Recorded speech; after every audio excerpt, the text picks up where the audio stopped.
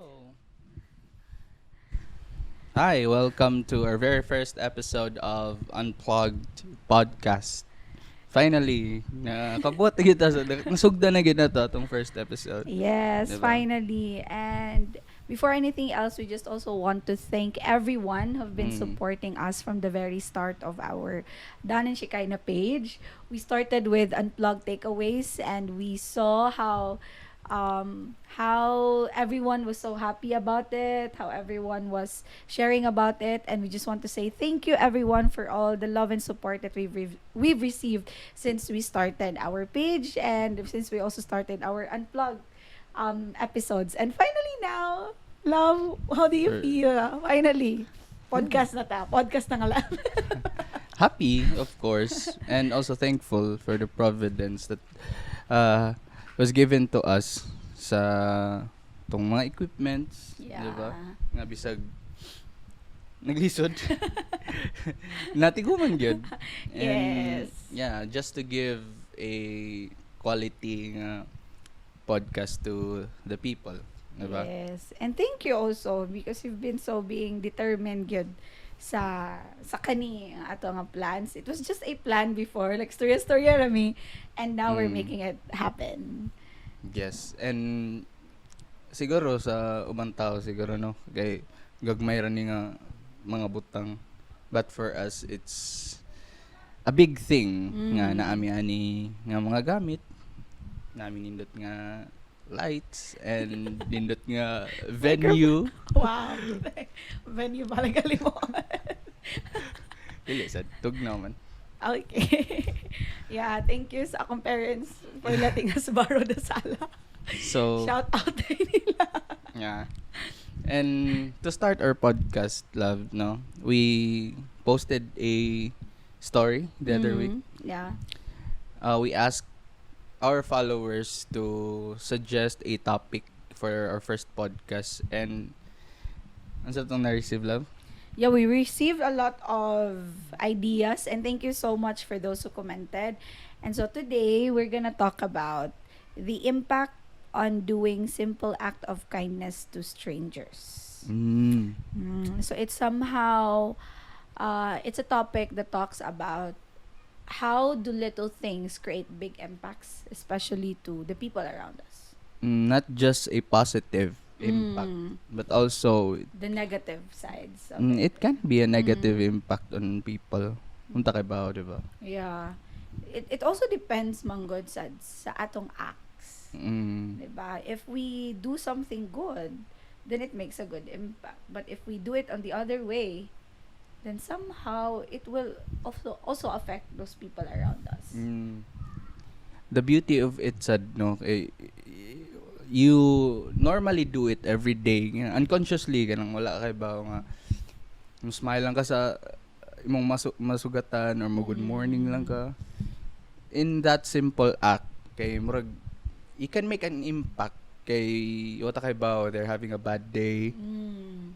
niya good morning lang ka hello smile it might lift up their mood. Yeah. Okay, you know what? For those who know me, like, but musmile jud ko. Like, every now and then, Hmm. katawa lang ko, musmile lang ko.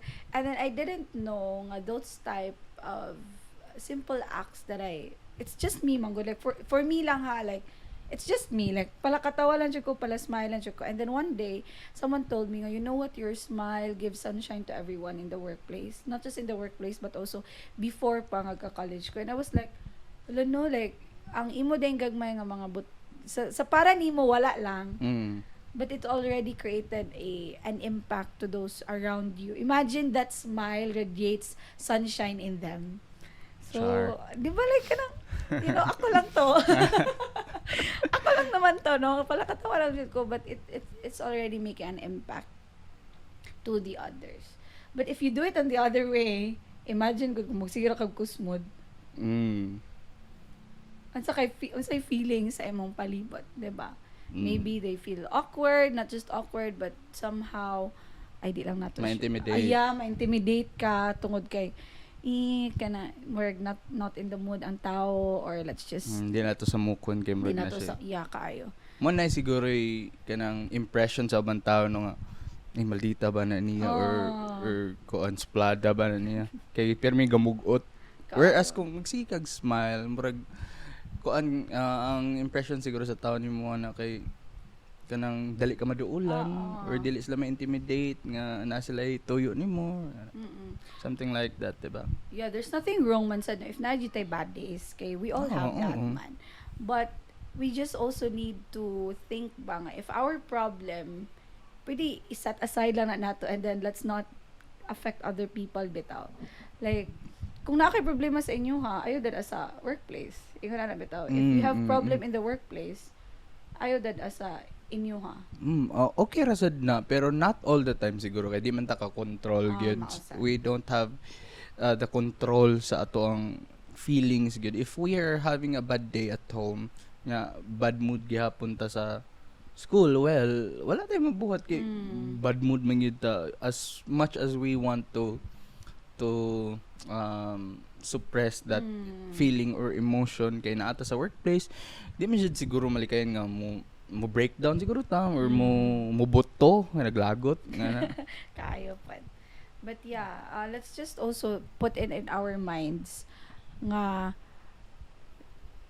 a simple act that we do, it will always affect others on how they think about us, on how they think about on how they think sa environment nga imuhang nadak-an siguro ingon ana.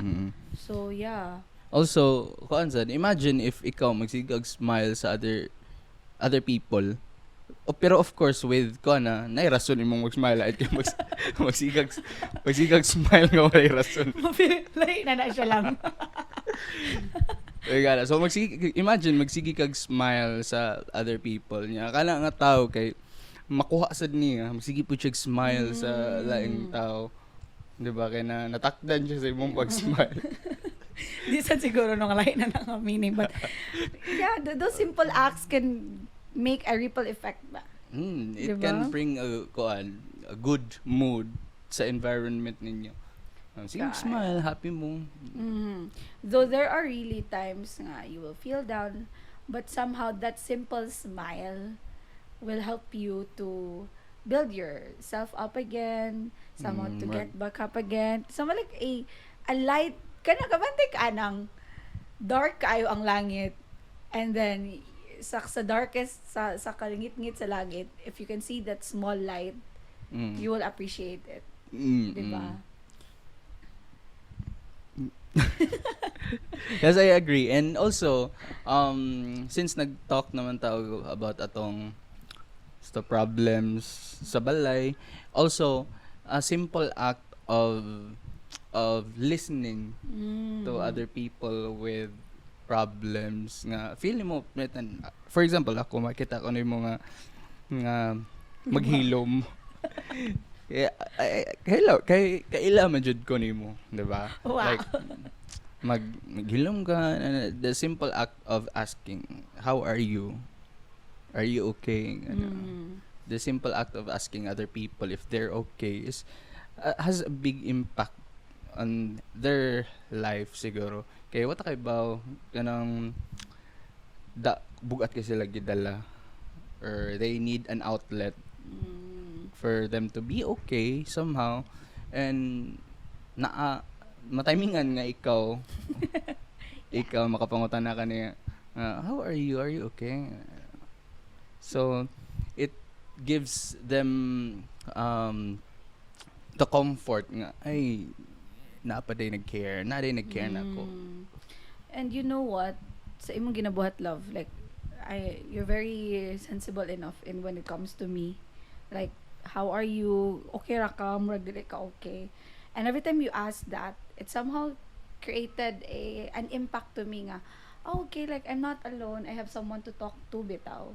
So a simple gesture of asking and a simple gesture of listening will make someone feel nga I am heard, that someone is there for them, and that person is not alone. Kay usahay man gud the dilemma of us people, we always feel nga kitara, like nag-inusara rata. Mm-mm. And every time someone will ask, kumusta ka? Like, how are you? Are you okay? Kanang, how's your day? Like, a simple gesture of those types of questions will make you feel nga, oh, I'm heard. Not just I'm heard, but someone sees me. Like, kanang someone sees me nga, maybe I'm not doing well or maybe someone sees me nga I'm not in the mood. Mm. So those simple acts will help you realize that you are not really alone. Like, no one is really alone because someone sees you, someone will listen to you, and Mm. someone will be there for you. Yes, I agree. And also, since we're talking sa relationship na, ganahan lang sad ko i-share, no? Like, a simple gesture, like, for example, gikan tag biyahe, or gikan tag kuan, yung mabuta sa inyohan, tagaan ko ni mong tubig. Aww. Nga lang good simple acts and can make someone very happy. Mm-mm. And you know what? I read something. So let me just speaking of relationships ni siya, since you talk about a simple way of giving you a glass of water after our travel. Someone, it gives you a great impact nga, oh, this person cares for me, like this person really loves me, you know what, like tubig ra gud na pero ingana na yung na feel love. Wala ka kay Bao? Kay Bao na diha. So it tells us nga researchers now found out that having everyday experiences of love were linked to higher levels of psychological well-being, feelings of purpose, and optimism. So the more expression of love a person received on a daily basis, the better sense of well-being they had in general. So sa relationship, usahay man gud. No, I've had like past relationships. I think some of them thought nga ay maghuhat ko og big nga thing para i-surprise ang usa ka tawo, or I will do this big act para ma-feel sa isa ka tawo nga love siya. But that person wala ga update. That person kay wala ga pangumusta nimo on a daily basis. That person kanang wala man lang ga just those simple those simple stutter na ko. Those simple acts lang, 'di ba? Like you think of big things to make that person love, like maybe a big surprise, but you're not doing it on a daily basis, like a simple update or a simple kumusta or a simple way of telling that person I love you. You cannot even do that and you're already thinking of big things. So it's better to have in the relationship now, just like what I read earlier. Now, the more you do that on a daily basis, even if you'll not think of big surprises, even if you'll not think of bigger things for the relationship, but those simple acts of I love yous, those simple updates, those simple how was your day, those simple video calls, even just for a short time, those simple, bisang wala ka, I'm busy for the day, I will not update you, those simple acts, it will help your well-being. Especially when you're in a relationship. Yes, pero I think I'm not talking about your past relationship, pero siguro people like that dili pasabot nga wala sila ga-update, wala sila feel ako dili pasabot ana dili ka love. Okay. Dili tinuod ilahang love. Okay. Maybe wala lang sila kasabot sa imong love language. Yeah. Oh, Wala yeah. sa That's ka-gets alright. wala sila ka-gets Gets kung na ko. dili wala sa ka-gets sa imong love language ba. Okay, we have different types of love language, di ba? Yeah. And it's a good thing sa atong duha Nag-abot. nagstorya gid ta about Yes, ana about ana. sa What's your love language? pagsugod pa lang, di ba? Yeah. Nangutana ko nimo nangutana sa kanako. Kaayo. So somehow natay idea on how to treat the other person. Naka-idea kung unsaon ti ka, if ngani ingana lasad kay idea if ako sad Yeah. kanang wa ko sa mood or mangluod ingana, di ba? Yeah. I think that really matters good siguro, no. I'm not just talking about my past relationships, but maybe relationships in general nga we have to learn the love language of the person. Because how can we do those simple acts nga ma-feel nila nga love sila if kanang dili dito nila love language, diba? So there are different types of love languages ba ya? Yes, well, maybe kanang good ilang intention nga kanang oy ako ni pakita kay basin maka-feel niya ma-feel niya nga love na ko siya kay ako ning gibuhat. Well, na-appreciate na pero lahi ra man jud good if makahibaw ka sa love language sa tao. Kay mas ma-feel niya nga ay kanang love jud ko niya. Tama. Kay usab na nag-think ka of surprises, like big surprise, pero ang iyang love language kay dili gift giving. Ako nang dili gifts ba, dili surprises. Iyang love language is words of affirmation ra. So di ba like layo kayo, instead iyang gipang I love you niya, wa ka story I love you niya, you're thinking of big surprises. So somehow that person will think nga simple ra kaayo na I love you. Like, simple ra kaayo na, but wala lagi na kay kalagot love. Wala kay kalagot. Wala kay kalagot like we're just talking about how the simple acts create a big impact, especially when you're in a relationship, and also how knowing the love language of the person you love will make a good, not just good, but great impact in the relationship. And those simple acts katong mga gistorya na to, like doing those things, it will create, sa gingon ganyan, it will create a ripple effect. And imagine if tanan tao magbuhat like kaayo. simple impacts. Nindot siguro kayo atong palibot lagi as in siguro nindot pero siguro nindot dili man sad sa para pagpakaaron ingnon, diba? Kay kita man sad we are capable of having bad moods or kanang negative energy.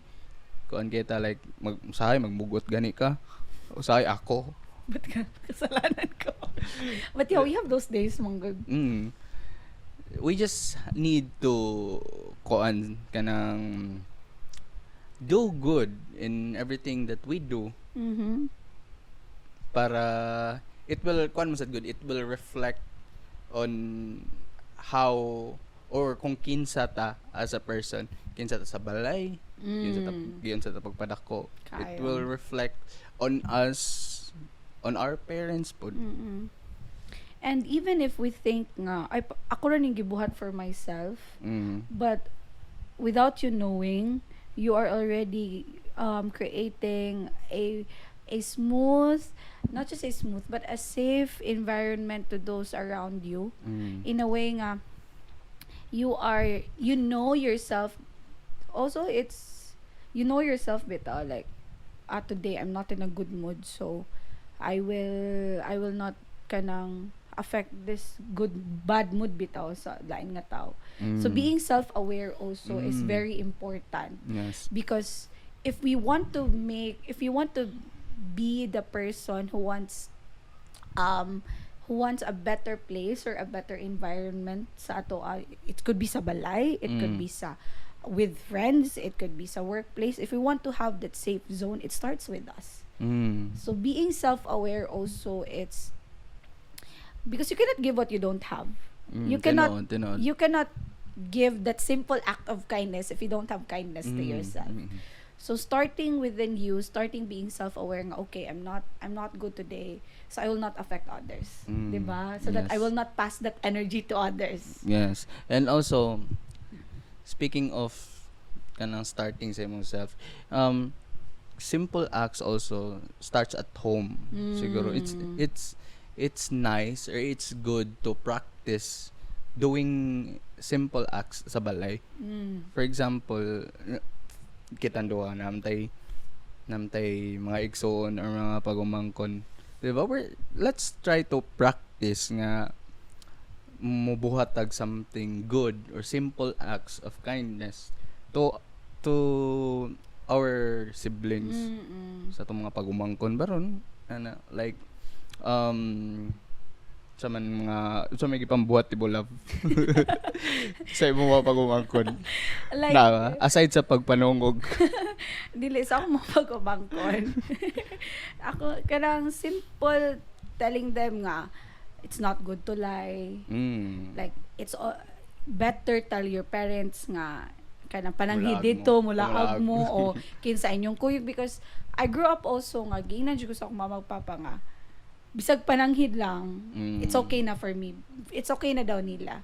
So, muna, a simple pananghid, okay na sa akong parents. A simple act of that type of pananghid, it's giving respect to them as your parents, di ba?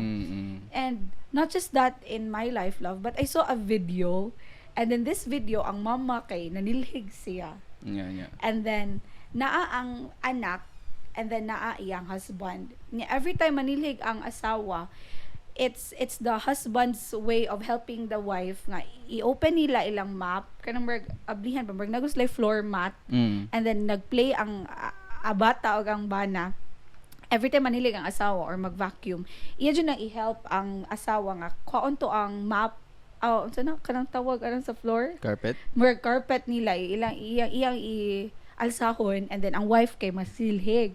So every time makita na siya sa bata, and then one day nakitaan sa bata nga nanilig iyang mama pero wala iyang papa. So ang gibuhat sa bata kay bakon si gibuhat sa bata, iyang gihelp iyang mama, siya mo'y kuan na sa carpet, and then iyang mama na shock siya. And then kanang especially at home, and you have those type of kids at home, like what you're doing, they will learn from it. Like they will learn by modeling ba.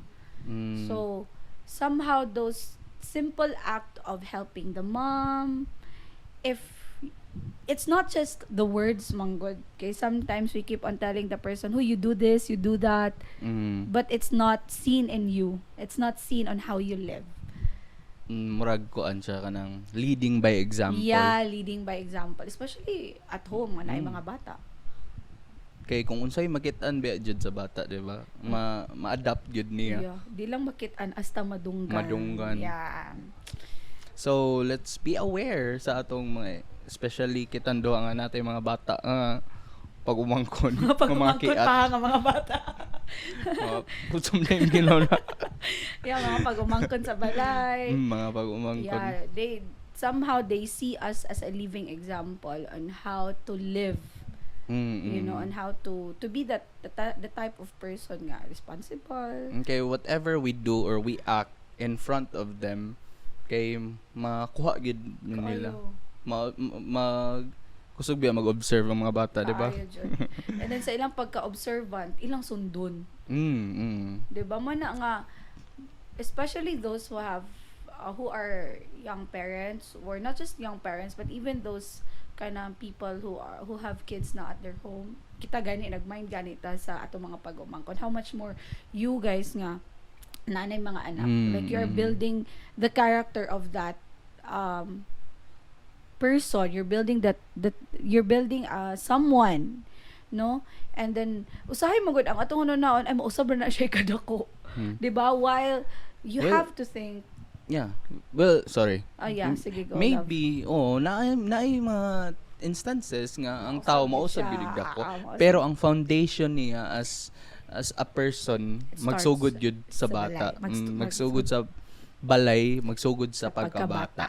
Kaayo. Yang foundation sa iyang attitude, kung yun sa niya pag-treat ang other people, kung yun sa niya pag-treat ang parents, ang iyang mauyab sooner or later nga na, di ba? Mo reflect gyud mo gawas gyud iyang foundations. Kaayo. It's not just that child nga makauyab, but also that child being in different environments. Diba? Like how can she or he be flexible flexible yeah, flexible sa iyang environment, especially nga inigdako na to, we will be dealing with different people.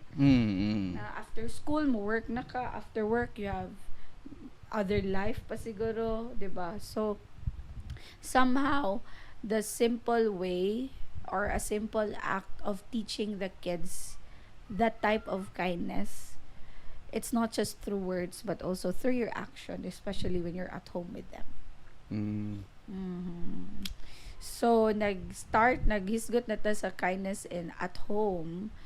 I also want to ask you, love, Like how can we do simple act of kindness man, especially when you are leading something like you're leading Dan photography team.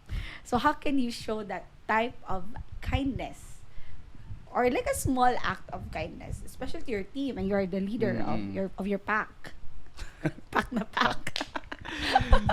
Well, sa ako ang job, like as a photographer, no, sometimes, ang, not all, but sometimes, ang wedding planner, kay, walay, dili ba, nang, Hello, dili, shout out sa mga dili man, joke lang.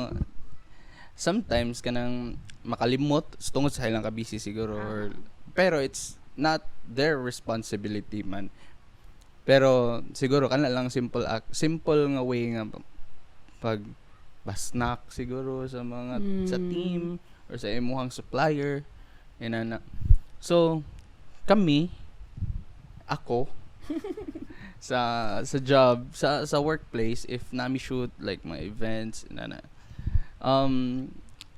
I do my best to bisag simple way of giving snacks lang sa mga tao, sa akong mga kauban, mamalita na mga utana kung gutom na ba sila o na ba sila, those things, simple things lang to make them feel appreciated, cared sa ako ang team. That's really great. And like unsa man sa ilang ika-story if ever na snacks. Di ba like how can you see like what's the impact man nga imong nakita Mo na ra sila, maura ni. Pasalamat sa mo. Grabe na dyan. Bita pero lingaw jud kayo ako mga kauban sa team. That's really great, no? Like, for sure, close naman good mo sa makayato sila joke. But I believe they appreciate it. No, of course. Dili lang siguro ma-voice out. 'Di ba? Kay sa mauwaw mo gud or like mga lucky man ta nung ano mindset. Alam na mindset ng mga tao nga ingana like masculine man ta nganong soft man kay ka. Nganong soft man kay ter. Ayo ter. So, pero I can feel, I can sense na they are thankful in that simple way of thinking nga kanang nag-care kanila. Yeah, I even bisan sa akong workplace, gamay pakaon sa among head. Ma-okay mi tanan. Like ito, guys, how are you? I bought something from you. Like I bought pizza from you. So yeah, like thank you. Like kuan siya murag fulfilling siya nga nami look forward nga food by the end of the week at least. So meron every day. Dili sa ma-border sa namong head siguro no. But yeah, on that example lang, like a simple pa snacks, especially when you're leading a group of people. I remember the young people sa church, love, nga, Ate Shikay, we have a meeting. O sige, and then magpa-snacks ko. Yes, nami Jollibee. Like, they feel na nga, the appreciation, they feel na nga, hala, everything is worth it, like, we did a good job, kaya namin pa-snacks. Kaya ito, a simple way of doing that will help them feel appreciated and will help them feel nga, I need to do better next time. And that kuan siguro no. Kana gali nga mga tao kay di man sa ingon tanan pero kana gali nga mga tao kay they're working, they have kuan source of income, lipay naman kayo nga tagaan nimo. How much more if kanang mga nasa karsada, di ba? Kanang manguhit, mga og kuan, mga og sinsiyo or pangkaon, di ba? Yeah. Kung imong silang tagaan, lipay kayo sila. Makita gyud nimo silang mga naong kaayo. And somehow magunahon na ta nga ay daghan na kayo sige pangayo sa gawas, and if we keep on doing that, tayong magsalig sila kaning ana bitaw nga thinking usahay. That's why nga as much as possible if naag mangayo kanang sige man jud ko biyahe no naamgi mga bata nga moduol og mga igsinsiyo. Yung as much as possible ako, if na ako'y pagkaon gid ako ihatag. Mm-mm. Yeah, me too. Like, ug na ako'y biscuit sa bag, mo ako ihatag jud. Mm. And somehow in that simple act good, even if atong hunahuna ay sana sa kanin nila buhaton, but it gives them happiness good. Like, bisag unsaon natog ingon nga ay asa kanin nila dadon, no, especially na sa sa ato ang generation, or shall I say nga murag daghan kay tag makit-an jud nga magsigig pangayo sa gawas, like bisan ganing sa jeep daghan kaayo, no, but a way of giving them, like bisag ginagmay lang apa ang love, a way of giving it ginagmay lang is makahelp na nila in some other way, makapakaon nila, palis like bread or what not, so mo to siya. So, to summarize all of it, simple act of kindness to other people siguro, no, kay it creates a big impact on their life, and it's good to do those things because it will create a ripple effect nga magsunod-sunod na, like if you do something good to other people, those people dili siguro tanan pero kato nga tao nga imong natabangan or nabuhatan og nindot, makahuna-huna sila or unconsciously mabuhat na nila sa lain tao. Then mag-connect until we create an environment nga good vibes or kuan kanang maka lift up sa atong mga mood, di ba? And also doing little things to the people around you, it may be your family or someone you're in a relationship with or in the workplace, will help you also yourself, no, for you to become like a healthy well-being, because you're not just being able to help others but also create an impact to their lives. And I remember sa kato imong gingon nga ripple effect nga once you do that to other people, that person nga naka-receive anang kindness will also do that to others. So I hope we create a better place to live. You know, the world is already been, daghan na kay tag mga nabalitaan nga mga kasakit sa kalibutan. Daghan, every now and then daghan kitang mabalita ang bati.